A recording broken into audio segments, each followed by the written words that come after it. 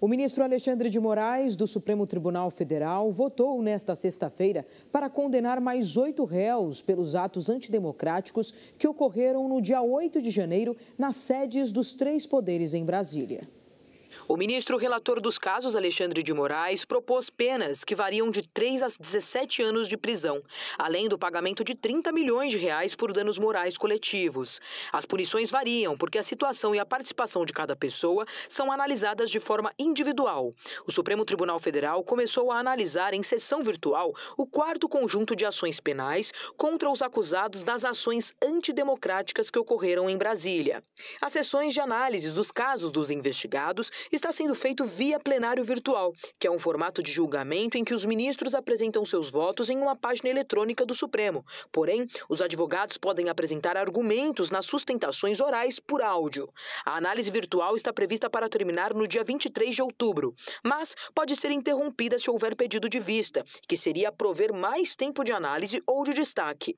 Os 2 mecanismos são previstos nas regras internas da Corte e podem ser acionados por qualquer ministro. Este será o 4º bloco de julgamentos do tema no Supremo Tribunal Federal. A primeira sessão para a análise dos casos ocorreu em sessão presencial. Outras 2 sessões foram realizadas em plenário virtual. Destas, uma delas vai terminar no dia 16 de outubro. E Jair Bolsonaro saiu em defesa dos condenados pelo 8 de janeiro no Supremo Tribunal Federal. O ex-presidente disse que alguns erraram, mas criticou as decisões judiciais. O ex-presidente Jair Bolsonaro criticou a prisão e condenação de manifestantes bolsonaristas que participaram dos episódios que resultaram na invasão e da depredação das sedes do Supremo Tribunal Federal, Congresso Nacional e Palácio do Planalto em 8 de janeiro.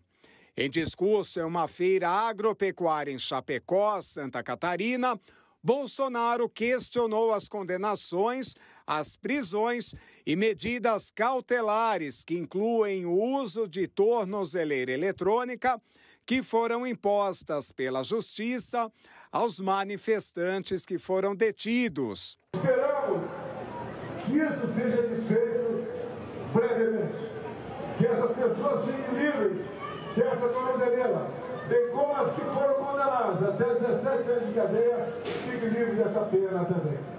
Mas dizer a vocês, como alguns poucos em Brasília acham que calando calará a nação.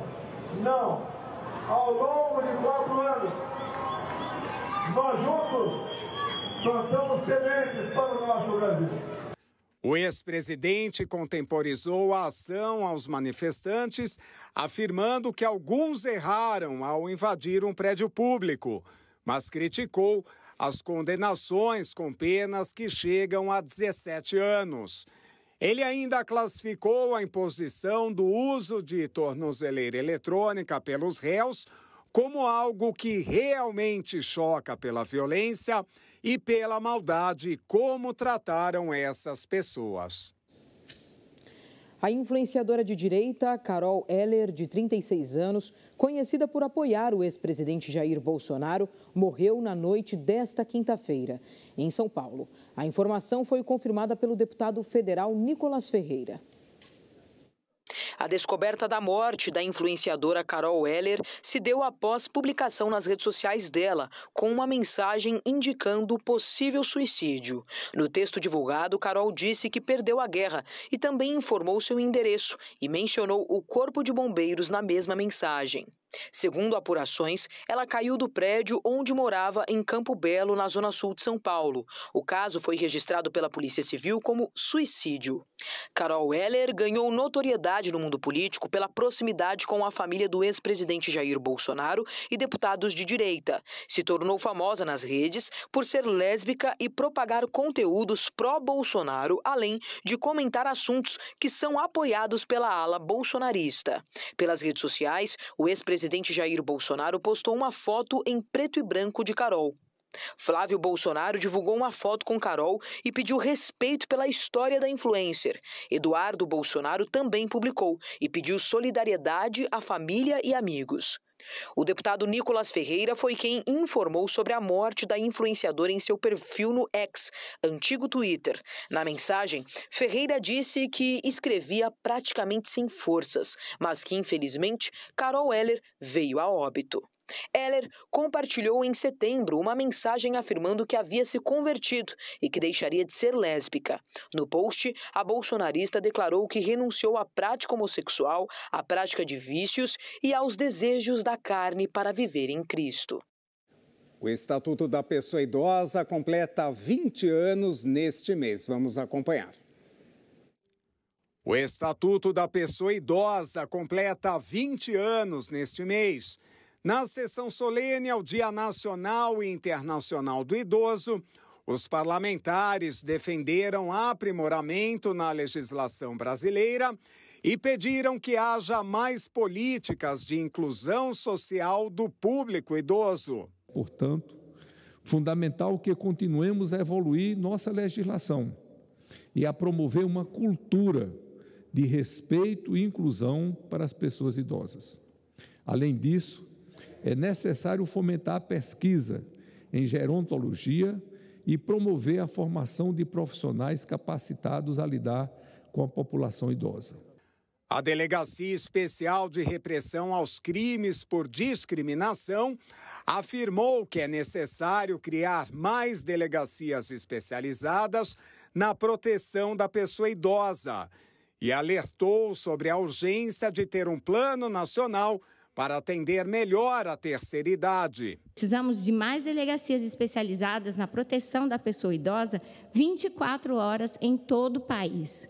E ainda mais, necessitamos urgente de um plano nacional para o envelhecimento, com medidas estratégicas, táticas e operacionais, interministerial e para todas as unidades federativas, porque já que em 2030 seremos o 5º país com mais pessoas idosas do mundo. O Ministério da Saúde destacou que quando se cuida da saúde da pessoa idosa, também é preciso garantir a autonomia e independência do indivíduo. É importante cuidarmos da pessoa durante todo o seu curso de vida. Quando cuidamos da saúde da pessoa idosa, precisamos cuidar também de todo o curso de vida. Não adianta apenas garantirmos e pensarmos no lado hospitalar, de pensar em leitos, na doença em si.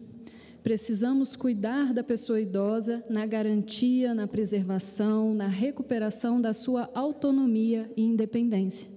A Câmara dos Deputados pontuou que é dever do Parlamento brasileiro discutir e fomentar propostas que contribuam para a melhoria de vida do idoso brasileiro, assim como promover ações que garantam respeito e cuidados para aqueles que chegarem na terceira idade. E daqui a pouco, o governo federal envia brigadistas para combater incêndios na Amazonas. Justiça anula a condenação de Nelson Piquet por racismo contra Hamilton. O Brasil News volta daqui a pouquinho com esses e outros destaques. Até já.